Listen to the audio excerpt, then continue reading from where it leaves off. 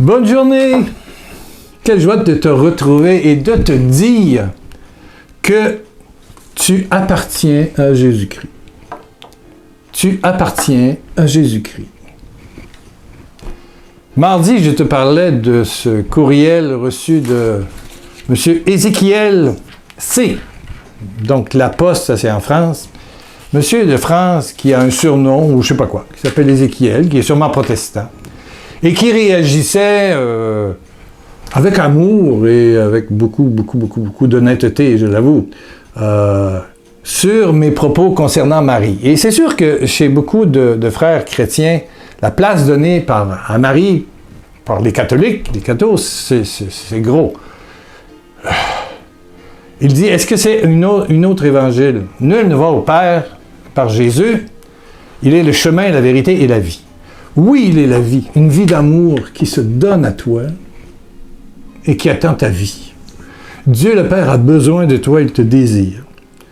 Et dans la lettre aux Romains, 1er, verset 6, vous que Dieu a appelé à appartenir à Jésus-Christ. Hey, tu appartiens à Jésus-Christ. Est-ce que c'est quelque chose de beau? Ça fait une belle prière. Je t'appartiens, Jésus. J'ai confiance en toi. Jésus, j'ai confiance en toi. Je t'appartiens. Je t'appartiens. Je t'appartiens.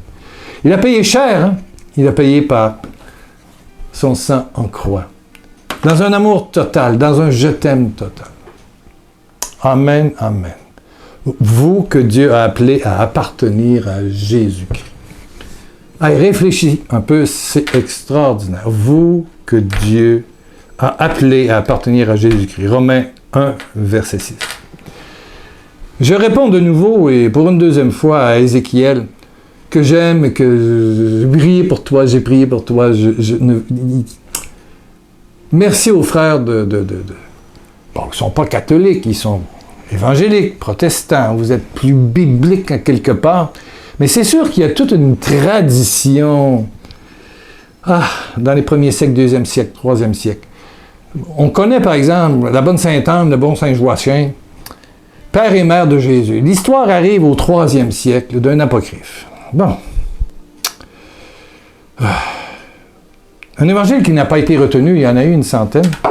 Et puis on a donné non. Bon, il y a toutes sortes de choses. Le chapelet est arrivé beaucoup plus tard, par un moine irlandais, si ma mémoire est bonne. Il y a beaucoup de choses de rites et Mais en quelque part, tout cette, j'oserais dire, une espèce de folklore, il est beau. Il est beau. Il est beau. Est-ce qu'on enlève le Père Noël à Noël? Non. Tant que les enfants y croient, c'est le Père Noël qui amène les cadeaux, alors que tu sais très bien que c'est toi qui achètes chez Amazon le dernier jeu, ou chez Castor, ou chez Walmart, ou je sais pas quoi, quel magasin, c'est. Bon, on sait très bien que c'est nous le Père Noël. On le sait. Voilà. Mais on ne touche pas. Bon, disons que l'Église romaine, puisque je suis des catholiques romains, du chapelet, on va dire, c'est une dévotion privée. Dans le dernier catéchisme, on dit dévotion privée. Bien sûr qu'on le fait public. Des fois, on le fait trop vite. On fait des mystères joyeux, glorieux, et lumineux.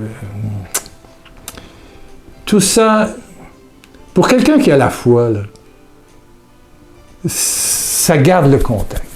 Au fond, l'essentiel, qui dépasse toutes les traditions. Les protestants, avec vos Alléluia, Alléluia, Alléluia, Alléluia, Alléluia. Oh, praise the Lord, Alléluia, le Seigneur est bon, il a dit. Vous savez, on a tous des façons d'exprimer. Des façons d'exprimer. Il y a beaucoup de restaurants, il y a des restaurants chinois, des restaurants américains, des restaurants belges qui vendent des moules, il y a des restaurants italiens, il y a des restaurants de steakhouse, de beef steak, il y a des restaurants de cuisine antillaise, il y a des sushis. Tout ça, c'est des restaurants qui ont une tradition, un décor, tout ça. Bon, quand on choisit d'être catholique, c'est sûr qu'en quelque part, il y a de l'odeur, il y a quelque chose qui s'est développé à travers les siècles. une tradition, un folklore. Est-ce que c'est exagéré? Peut-être. Mais quelque part, ce qu'il faut regarder, c'est est-ce que ça maintient le lien entre la Trinité et toi? Est-ce que la Trinité peut venir en toi?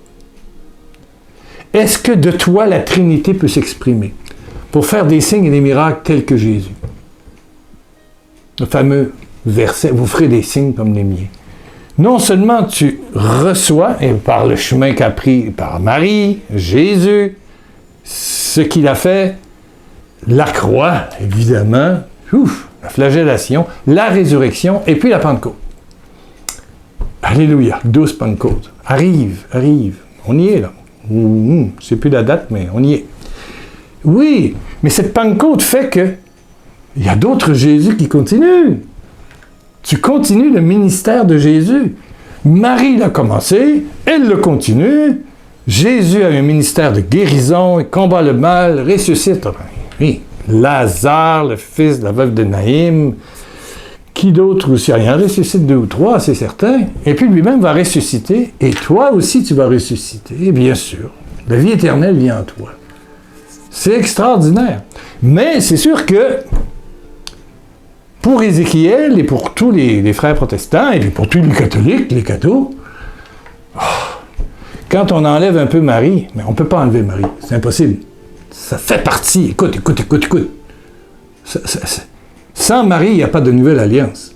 Il faut une humaine à 100%. Est-ce qu'elle est au ciel? Écoute-moi. Moïse est monté au ciel avec son corps. Élie est monté au ciel avec son corps. Et puis à la transfiguration, on voit Moïse et Élie. Est-ce que Jésus, dans sa bonté, bon, c'est pas marqué dans la Bible. Oui! Mais l'Apocalypse... Bon, en tout cas, on peut facilement tirer que Jésus, pour sa bonne maman qui l'a élevé, qui lui a donné le corps qu'il a eu, qui l'a rendu 100% homme, tout en étant 100% Dieu, la tradition veut qu'à un moment donné, Marie soit décédée, mais que le corps a disparu, pneumatisé, c'est le grand mot que j'ai appris en théologie, pour être totalement au ciel. Avec son corps. Bon, moi, je trouve ça cute. C'est un mot qui veut dire en français beau. C'est beau. C'est boro. Je suis boro de toi. Louzolo. Je suis amoureux. Moi, je trouve ça magnifique. Pourquoi pas? Mais l'essentiel, c'est le ciel, c'est-à-dire une relation avec le Père, le Fils et le Saint-Esprit. Et dans un restaurant chinois, j'ai sûr que on ne voit pas de sombrero mexicain. C'est pas un restaurant mexicain. Quand vous arrivez chez les cathos, si on s'arrête juste à Marie, c'est dangereux. Il faut aller vers le Père. Et le Père, c'est le Père qui est l'amour, qui est toute douceur, toute tendresse. Voilà. Marie est un réceptacle. Tu es un réceptacle. Et le Père, le Fils et le Saint-Esprit veut faire un. Demeurez dans mon amour. Demeurez dans mon amour. Demeurez dans mon amour. Vous que Dieu a appelé à appartenir à Jésus-Christ. Ah, c'est quelque chose. Tu appartiens à Jésus. J'appartiens à Jésus. Et Jésus m'appartient. Il se donne à moi. Dieu le Père nous a tellement aimés. Jean 3. Qu'il nous a donné. Donc, toi, t'appartiens à Jésus. Et Jésus t'appartient. Aïe, c'est l'amour. Wow! L'amour. Tu appartiens à Jésus et Jésus t'appartient. Parce que le Père t'a donné. Demeurez dans mon amour. Et c'est le commandement. Si tu demeures dans cet amour, tu cherches à aimer à temps, contre temps, à garder le lien. À garder le lien. C'est ouf. C'est le lien. Fermer tes yeux, faire silence. Puis dire, Jésus, je t'appartiens et tu m'appartiens. Jésus, je t'appartiens et tu m'appartiens. Là, tu rentres dans une dimension de lien. Le chemin, la vérité et la vie. La vérité, c'est ce désir de Dieu. C'est la vie en plénitude. Et puis le chemin, il y a des deux côtés. Voyez-vous? Tu vas à Dieu, Dieu vient à toi. On s'appartient. On s'appartient. Together, ensemble, juntos. On s'appartient. C'est le lien qui est important. C'est le lien. Marie a eu un lien parfait. Elle a tout risqué. Ben, maintenant, c'est à nous autres de le vivre. Et Marie, dans notre tradition catholique, a une belle place. Voilà. Mais l'essentiel, c'est de voir si cette, je dirais, une forme de spiritualité mariale, bien sûr, conduit à un lien de together ensemble avec Jésus, avec le Père, avec le Saint-Esprit. Voilà. Pour que dans tes entrailles, comme c'était dans les entrailles de Marie, le Fils de Dieu soit là. Et Jésus, ton enfant, est béni. Hein? Le fruit de tes entrailles. Que dans tes entrailles, que dans tes entrailles soit le Saint-Esprit. Ah, là on parle. Que dans tes entrailles soit le Saint-Esprit. Alors, tu appartiens à Dieu. Dieu t'appartient. Oui, c'est together. C'est une alliance, c'est un mariage. L'Église, c'est toi, c'est l'épouse. On fait un. C'est la seule religion à travers tout le monde entier où Dieu crée une relation d'intimité, une nouvelle alliance, où on est appelé à subir l'amour, à aimer et à subir l'amour. Subir l'amour. Le subir glorieux. Tu reçois en héritage l'amour céleste. Ah. Il y a dans la boutique de pierrelacroix.com, je pense que c'est le CD est là, ça s'appelle « Ton héritage de gloire ». Ton héritage de gloire. Vérifiez dans la boutique sur pierrelacroix.com. Ton héritage de gloire. Wow. Ça a été un succès monstre quand on l'a sorti. Ton héritage de gloire. Marie a hérité, mais toi aussi tu as hérité et tu dois continuer le ministère et faire vivre Jésus par tes prières, l'imposition des mains, tout ça. C'est Jésus en toi qui s'exprime et qui fait que des signes, des miracles et des prodiges s'accomplissent. Alléluia. Les gens disent « Ah, faites ministère de guérison. » Je dis « Bien sûr, mais c'est pas moi. C'est celui qui vit en moi. C'est celui qui vit en moi. Alléluia.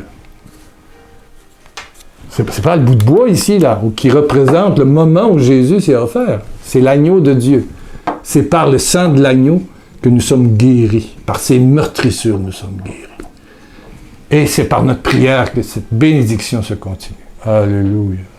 Bobo ça, t'appartiens à Jésus. Oh, pèse ta tête, ferme tes yeux. Dis avec moi, j'appartiens à Jésus. Oui. Romains 1,6. J'appartiens à Jésus. J'appartiens à Jésus. Romains 1,6, c'est ça. J'appartiens à Jésus. Et Jésus, tu m'appartiens. J'appartiens à Jésus. C'est vrai. J'appartiens à Jésus et Jésus m'appartient. Il s'est donné à moi. Il se donne maintenant à moi. Dis-le, il se donne maintenant à moi. Dans mes entrailles, qui deviennent bénies, qui rejaillissent dans chacune de mes cellules. Au nom de Jésus-Christ, au nom de Jésus de Nazareth, au nom de la résurrection, au nom du sang glorieux, des meurtrissures de Jésus, soit touché, soit guéri. Pour toi, quelqu'un est pris dans l'enfer de... Oui, ça s'appelle l'enfer. Il y a quelqu'un à qui tu n'as pas pardonné. Tu as pardonné, tu ne pardonnes plus. Ah, ton cœur est fait pour aimer et pardonner. Tu ne peux pas vivre dans la rancœur. Au nom de Jésus, esprit de rancœur, de haine, de manipulation, d'avarice même, au nom de Jésus, allez, j'enlève, au nom de Jésus-Christ, dans le sang de l'agneau.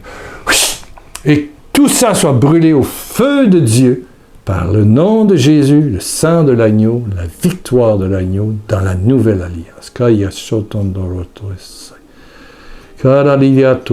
Quelqu'un ne pardonne pas à son mari. Ouh! Merci, merci, merci.